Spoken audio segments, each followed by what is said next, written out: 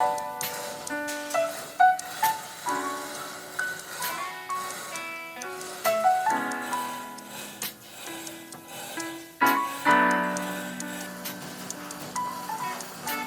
a Tennessee thing. We gotta stay.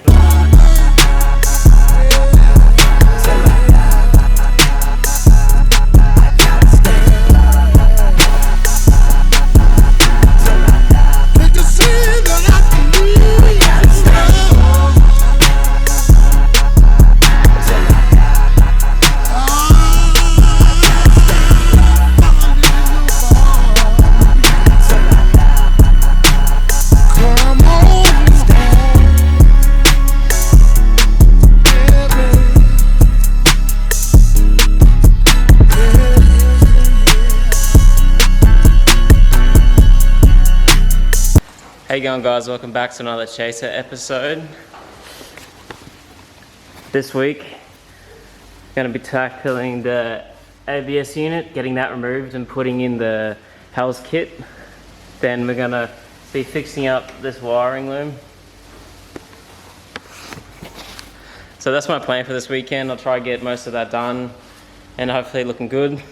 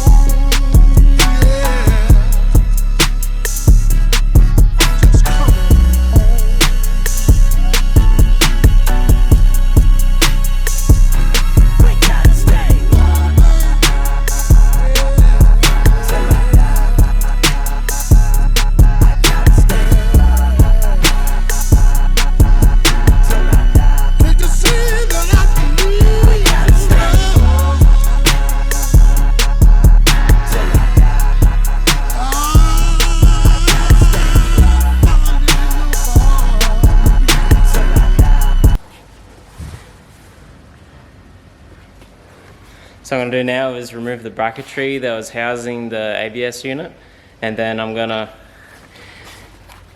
remove all the lines from the ABS unit. Then I'll see what I need to do to fit the new kit. Remove the ABS unit mount, got rid of all the ABS lines to the brake booster. What's good about removing the ABS module 2 is that I can get rid of this external reservoir for my wheel clutch master cylinder. So I can just run a line from here to there. So then I could use my brake fluid for like my master to the clutch fluid as well in one unit, instead of having this external reservoir that I didn't like, because I had to run pretty much like that. And yeah, I didn't really like it, so that's what come out of it. That's all the lines in the mount that's over there. So I'll show you the Hell's ABS delete kit. So this is the kit here. This is what comes in it. Comes with all the lines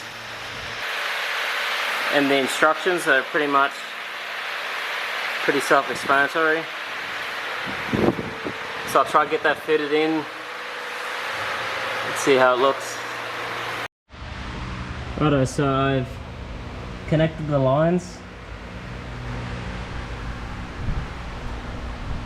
I used one of the old mounts for the ABS lines and bent it into an L bracket to mount the T fitting.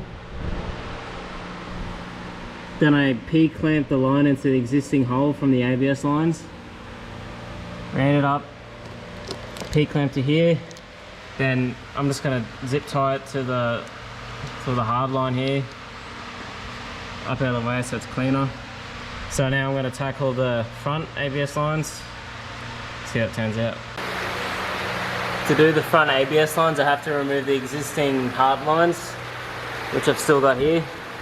So I have to remove the front wheels and remove the lines. Come on.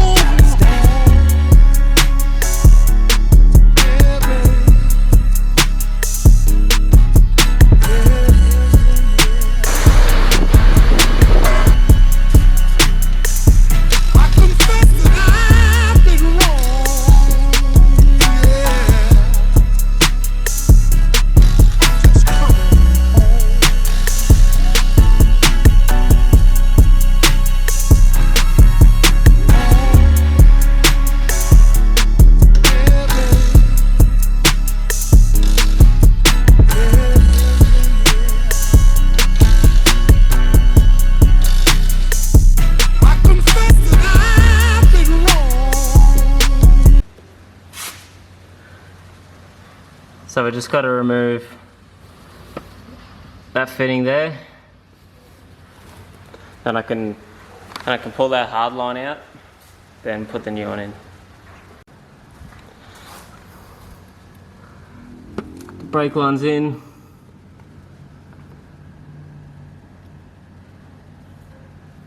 Looks nice and clean. So I've completed the Hells kit.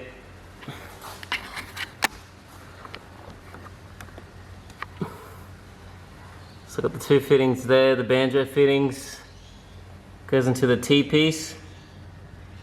It comes down, I put that heat sleeve that I had on the existing line. It brings it across. I put another P-clamp there just to secure it nicely. Then it goes into that wheel. Then that T-piece into the existing rear lines. So yeah, I highly recommend that Hells kit. It fit actually really well and it looks pretty good. So when like starting it, I was like, is this kit really going to fit really well? Am I going to have to make lines or whatnot? And actually didn't have to do anything.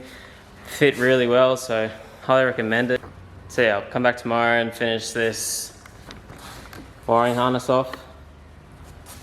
So I'll just be cleaning it up, taping it, getting rid of connectors that aren't really used. And yeah, you can see how much room the module took up. So once that wiring's all clean, it should clear all that area up even more. So it's the next day. Got the wiring harness laid out. I'm just gonna try and clean it all up. I've got some new conduit and some wrapping, so see how it turns out.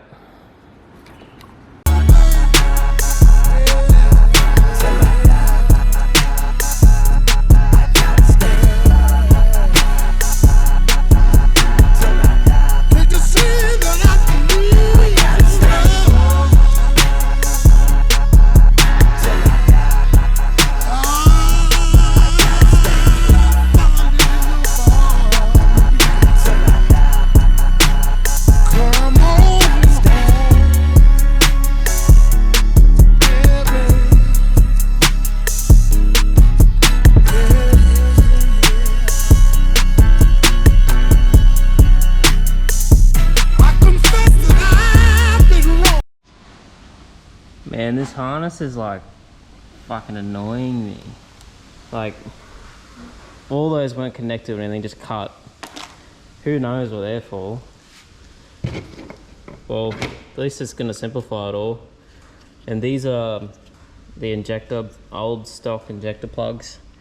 I'm gonna cut them off because it's got its own, yeah.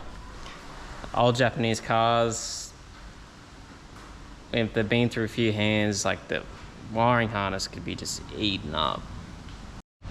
So I've done this section of wiring. Just cleaned up a fair bit.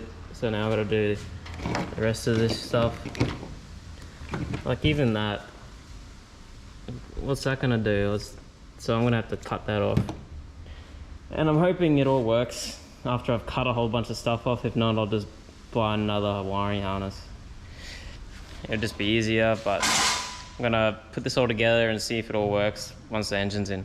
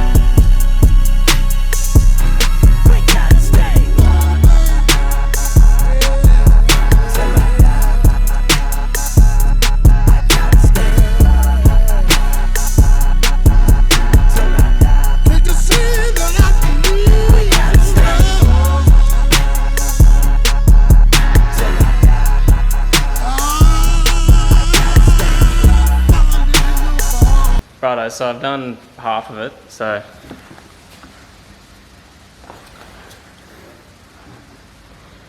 cleaned up all the ends, put some new conduit on it. Still a lot better than what it was. You know, still got to, I'll touch them up if it ever comes apart a little bit when it's in the car. So a lot of it come out of it, so I still got to deal with all of this shit. So I'm just gonna cut them back and redo all that section. Then it should be all done.